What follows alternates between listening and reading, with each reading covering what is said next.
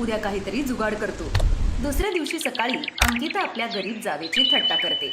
गरीब जाऊबाई, मला वाटतं तुम्ही जास्तच दुःखी आहात. डोळे कसे लाल झालेत. रात्री नीट झोप झाली नाही वाटतं. तशी मलाही नीट झोप नाही लागली. ते काय आहे ना, खूप गरम होत होतं.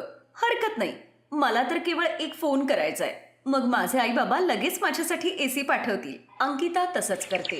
वडिलांना फोन करून ती आपल्या घरी एसी लावून घेते. पण एकाच खोलीत एसी लावल्यामुळे त्याची हवा सगळ्यांनाच मिळत होती. तिच्या गरीब जावेलाही थंड हवा मिळत होती. आणि हीच गोष्ट अंकिताला अजिबात खपत नव्हती. एसी मी माझ्यासाठी लावलाय रोहन, ना की त्या गरीब जावेसाठी. त्या फुकटच हवा खातायत. मग तू सांग डार्लिंग, तुला नक्की काय हवंय?